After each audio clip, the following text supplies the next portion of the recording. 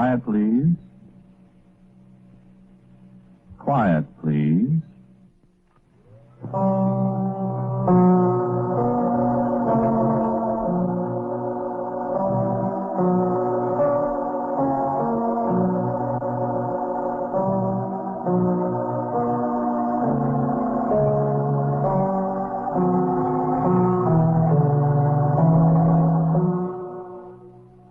American Broadcasting Company presents Quiet Please, which is written and directed by Wyllis Cooper and which features Ernest Chappell. Quiet Please for today is called Good Ghost.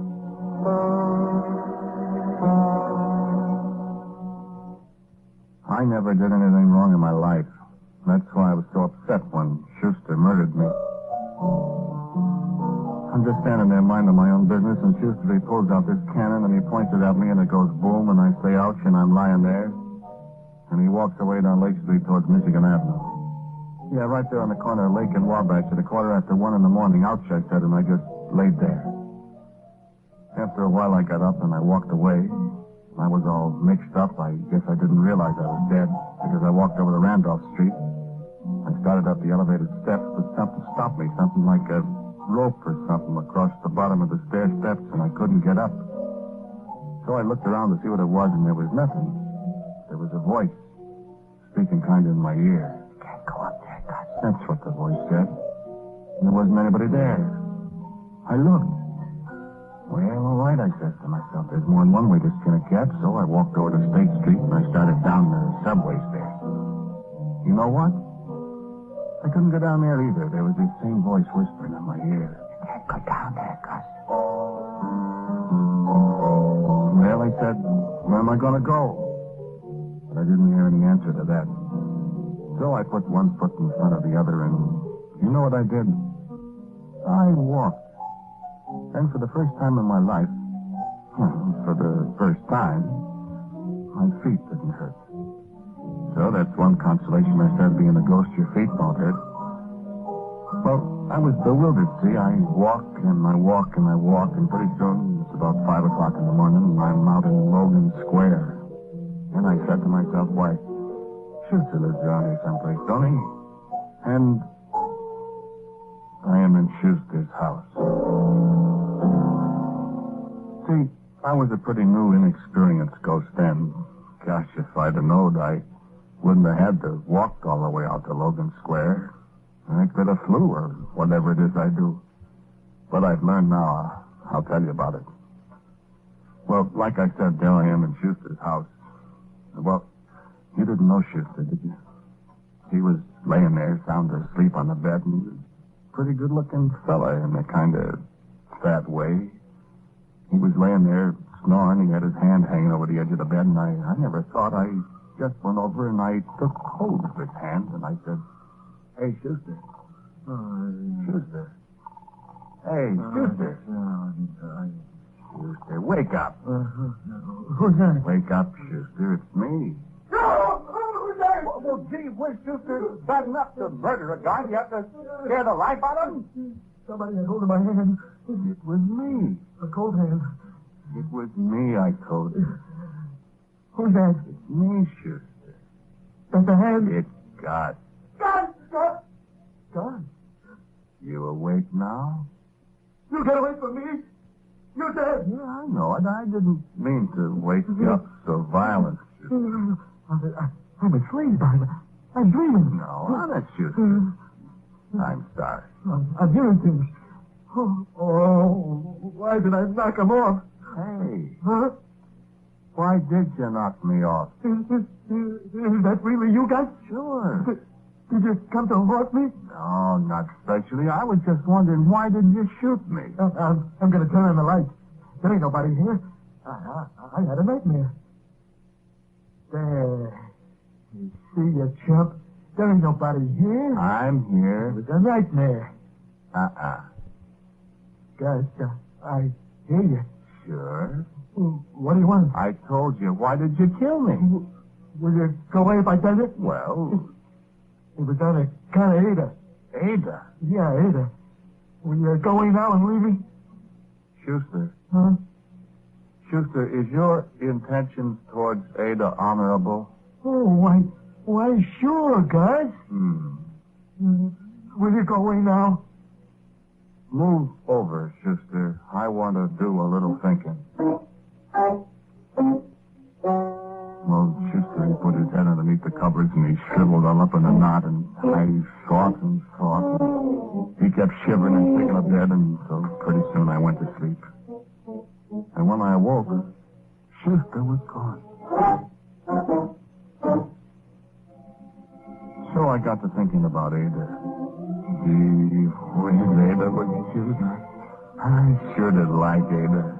Ada always wore her hair in a pompadour, and her hair was so black, and her eyebrows were so cute, and she always smelled so nice. Gee, Ada. I always thought Ada liked me pretty much, too. Whenever I had a couple of bucks, I used to take Ada out to the Trianon and dance. She was about 3-4 inches taller than me, but we danced all right together. That's where Schuster run into us at the Trianon. Gee whiz, I never thought Ada'd fall for Schuster. Funny, ain't it? You're always the last one to find out. I thought she'd like me. I never even had a chance to be jealous of Schuster. I sure did like Ada. I was thinking about the time Schuster drove us out to the forest preserve, Ada and me. The three of us had a picnic, weenies, and she made potato salad, and we had a swell time. And then I remember, I didn't notice it then, she kept sitting next to Schuster all the time. Well, I thought, laying there on Schuster's bed, I'm too late. And if Ada likes Schuster, well, all I can do is try to help him out. Schuster, well, I could do without him, but Ada, I want her to be happy. And thinking about it, all of a sudden, I'm in Ada's apartment, and Schuster's there with her, and Ada's crying a little bit. It sure is too bad, Ada. He was a nice little feller. I can't hardly believe he's dead, Schuster. Well, he is. I'll say I am. What did you say? I didn't say nothing. I thought you did. Oh, poor little fella. It goes so sudden. Yeah, too bad. Gee whiz, Schuster, you done it. I was so fond of him. I know you was, Ada. And now I'm all alone in the world. Oh, no, you ain't, Ada. I'm here. Sure, Ada, he's here. Oh, Schuster. I'm so lonesome. Put your head on my shoulder, Ada, honey, and leave us weep together. Oh, Schuster. And so she put her head on the Schuster's shoulder, but when Ada didn't weep, he kissed her. And so I come away. After all, how much can you take, huh? Well, so it looks like it's on the up and up, and besides, what could I do? I am dead. So I sat down on a bench in Lincoln Park, and I think, funny, them concrete benches used to feel cold when I sat on them, but now they don't feel cold anymore. I guess because I'm a ghost. Well, I figure I have to talk to Schuster again. What? Well, I figure I have to help him out. Help Ada out, I mean. I don't want Ada to go around being unhappy, and so if her and Schuster is going to get married, well, then least I can do is give him a hand. I know Schuster ain't got a quarter, and there's ways a guy in my position can help, see? Oh, I don't know how I knowed it, but it's true. A ghost can do pretty nearly anything if he works it right. So I wait till night, and I start to walk out to Logan Square. And then I remember I don't have to walk. And zing, I am in Schuster's room. Schuster is sitting there thinking, and I say, Schuster. Hey, Schuster. He don't give me a tumble, but I can see his eyes moving, looking around the room. Hey, Schuster, I say again. I want to talk to you. And you know what he done? He jumped out the window. Well, I'm so surprised I can't even follow him out the window. You know what? That Schuster, he was the hardest guy to haunt I ever seen. And look, I didn't want to do nothing. All I wanted to do was help Ada. Sure, what if he does shoot me? That's over. I gotta help Ada. Heck, I loved Ada, see? A couple of nights later, I seen him get in his car. I got in alongside him, and I figured, this is fine. We're all alone in the car. And then I begin to worry. If I say something while we're driving, he'll probably wreck the car.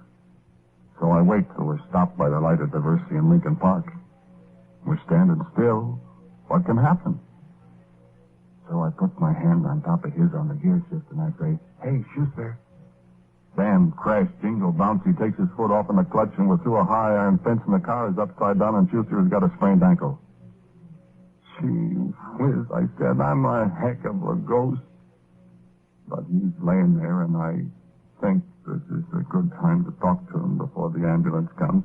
He can't move. But he crosses me up. He faints.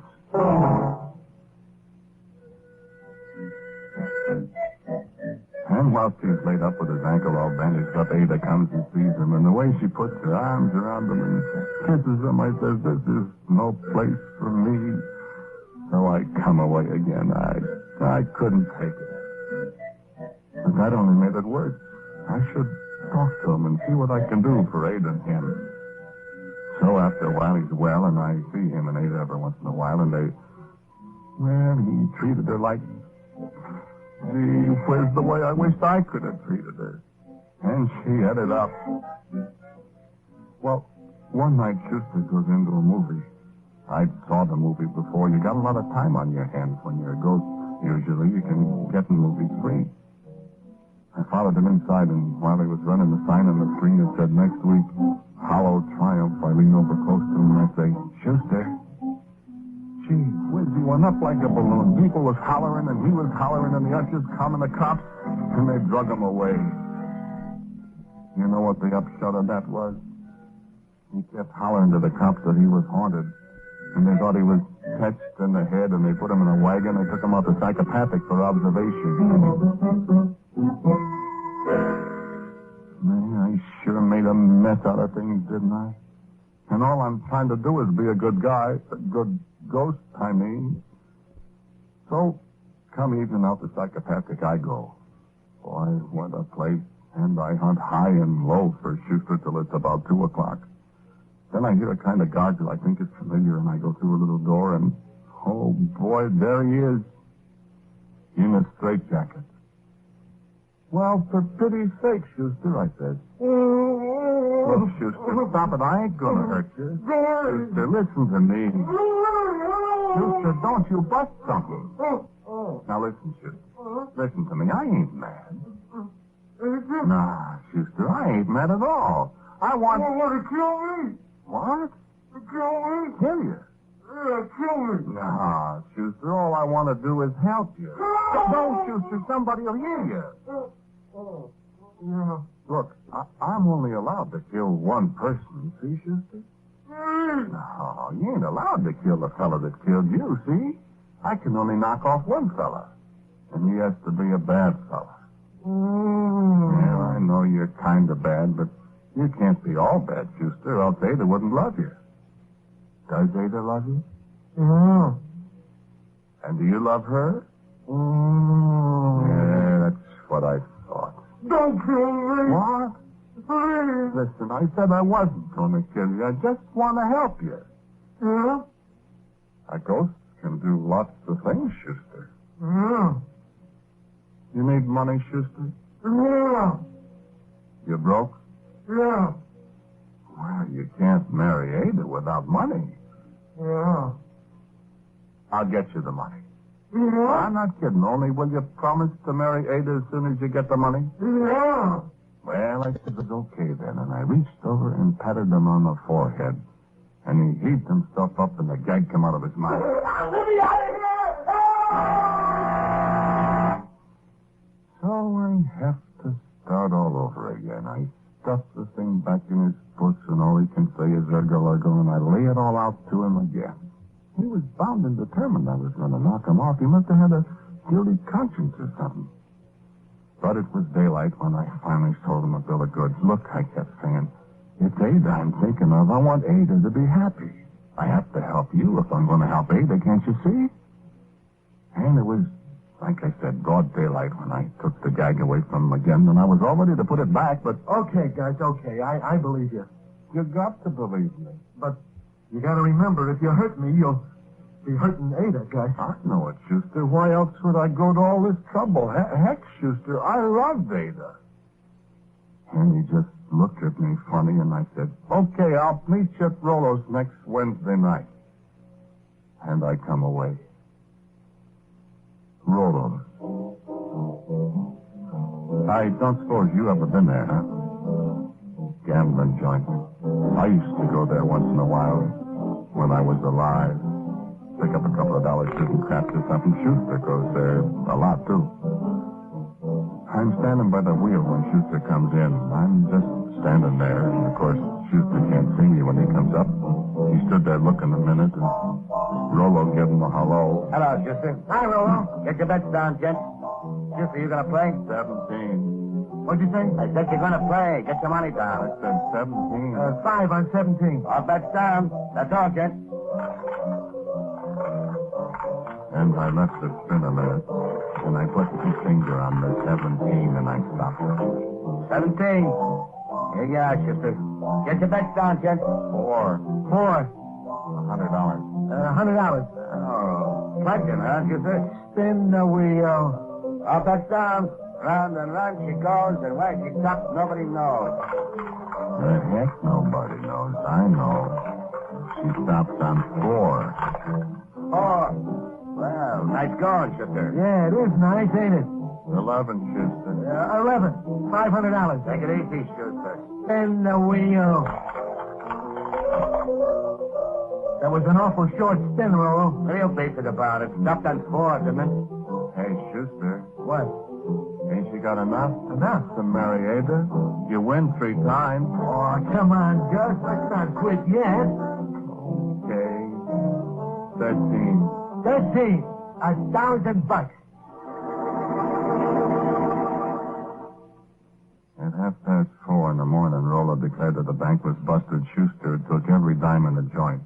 Well, Schuster was neither help. And he went out of that place with money sticking out of every pocket in his hat. Hey, Schuster, I said. Wow, Gus, you're terrific. I'm set for life. You ain't set for life, Schuster, I said. Not yet, you ain't. What do you mean? You forgot about Ada. Ada? Oh, Ada. Yeah, this dough is to get married on, Schuster, remember? Yeah, well, what do you know? Pretty near forgot about Ada. Can you imagine that?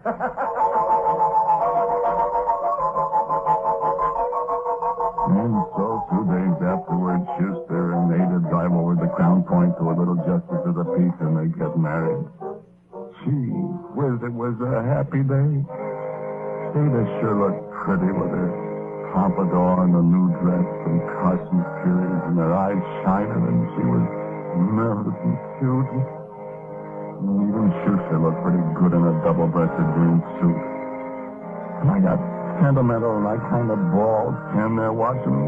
Only, of course, nobody knowed I was there, and I thought, gee, that might have been me, maybe. Only it's too late. I do. And the least I can do is to see that she has everything she wants. I can do that. On account I'm a ghost, and I can do practically anything. There is Ada looking all thinking about the bust. She's so happy, and Schuster holding his arms around her and grinning, and the old JP grinning too and looking at the $100 bill. And I couldn't help it. I stepped right up close. What's the matter, honey? Oh, I felt something cold on my cheek all of a sudden. And it was only me kissing the bride. I love you, Ada.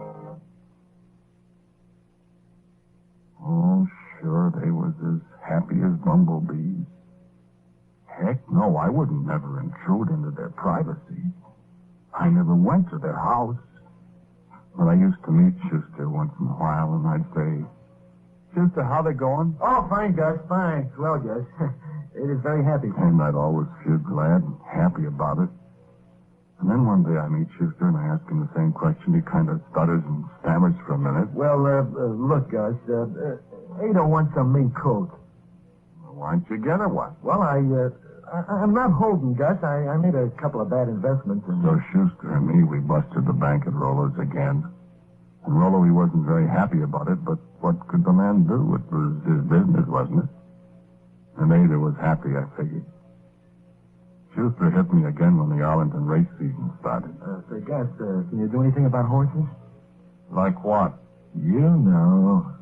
What's the matter? You broke again? No, but I kind of like to get a new car for Ada. A goat by the name of Lollipopsy come in at 134 to 1, and I nearly wore myself out flagging down the other horses. Schuster had $200 on Lollipopsy's nose. Gee whiz, I said Ada ought to get two cars. Both of them Coronium plated. Schuster said to me, hey, Gus, see, I was always around someplace. There wasn't no place for me to go. I kept trying the subway and the elevator, but no soap. I was stuck. So I stayed within calling distance. Ada was awful nice. Gee whiz. Schuster said to me, say, Gus. Say, Gus. What? You know the sweepstakes? Yeah? Well... What? I got a ticket. Gee whiz, Schuster. Well, Ada wants a house in Lake Forest. That costs bucks. Oh, well. Well, Ireland is a nice place, but sorting through all of them ticket stubs to find BB 46, 37, 28, 29 was quite a job of work. What? $110,000? You can buy quite a joint in Lake Forest for that kind of moolah. Oh, boy, I thought Ada's doing all right. And I'm glad even if Schuster is getting to be kind of a pain in the neck. Ever think about the stock market, Gus? No. Oh, that's where a guy could really clean up. Or lose his shirt. Not with my little mascot, my little palsy-walsy. Who's that? You. Me? Sure. Well, I don't know. Oh, my gosh, you can do anything. Well, Ada wants to go to Mexico for the summer. Wow. Oh, boy, $1 million. Gus, let's get another million. Another million? What for, did he say? Why, for Ada, Gus. Her birthday's tomorrow. Well, you know what? I forgot that. I used to buy her a box of domestic candy, or when I had the money for Annie Mae's. And now I forgot her birthday. Gee whiz. Well, first I went over to LaSalle Street, and I went up to the stock exchange, and I said Consolidated something up 81 points. And then I said to myself, I just gotta see Ada on her birthday and see how happy she is. Gee, and me cold and her new automobile. I bet it's a Rolls Royce. The house in Lake Forest.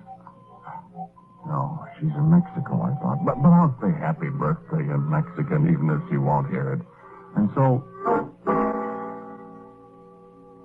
she wasn't in Mexico. I looked all over Lake Forest, and there wasn't any Schuster living there. And then I just thought, Ada. I want to see Ada.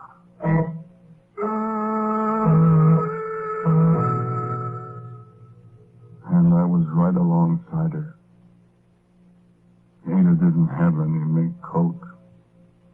She didn't have any automobile. She was living in a flat on Taylor Street, and there wasn't any heat in the house. There wasn't anything to eat either. She was laying on a cot, and I hardly even recognized her. Her pompadour was all stringy and kind of dirty gray, and her eyes, she had a black eye. She was sick. She was hungry. She was lonesome. She was pretty close to dying. How do you like that? My Ada. And Schuster, the wheel, horses, sweepstakes, the stock market, $1 million. I kissed Ada. And Ada knew I was there. Ada spoke my name. Lay back on the cot and she cried some more. I couldn't take that dream when I come away. Schuster was in Lolo's. Did I tell you Rolo had some very tough customers around? Yeah, he did. I went up to Schuster and I said, Schuster, I said, Rolo wants to see you in his office. I'm busy, guys. Better go on in, Schuster. There's something for you in there. Is there? No? Go see. So Schuster went on in and I after him. Hey, Rolo, what do you want? Rolo!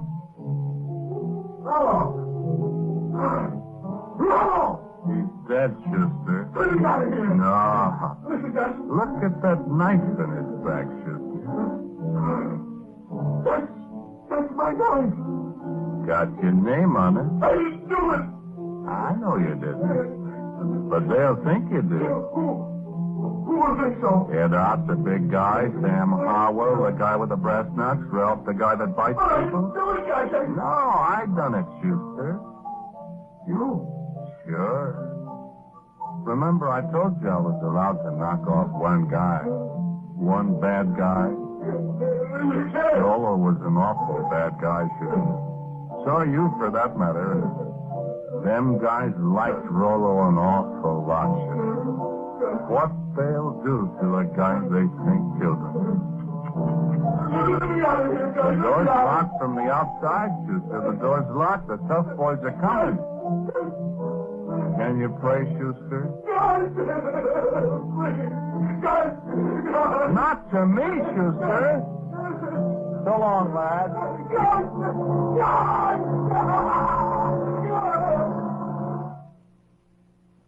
And I walked out just as the tough guys, the bodyguard of the dead man, started hammering on the door. I could still hear Schuster crying and moaning in there. And you know what? Out there in the big room, there was a set of stairs I never seen before. I started up the stair steps, and there wasn't anybody to stop me. And I climbed up and up and up, and the stairway went right on up ahead of me. And there was somebody at the top. Black pompadour, shining eyes. What? I'm not such a bad ghost after all. Am I?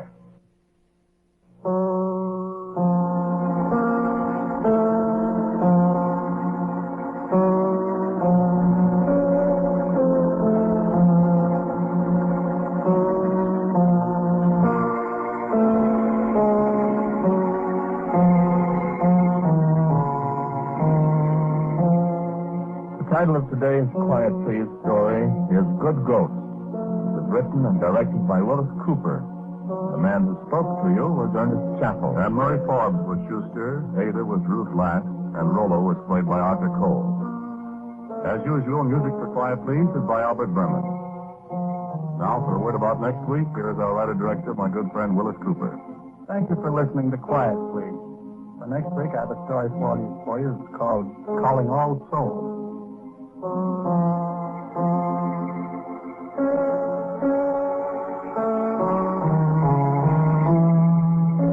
And so, until next week at the same time, I am quietly yours, Ernest Chappell.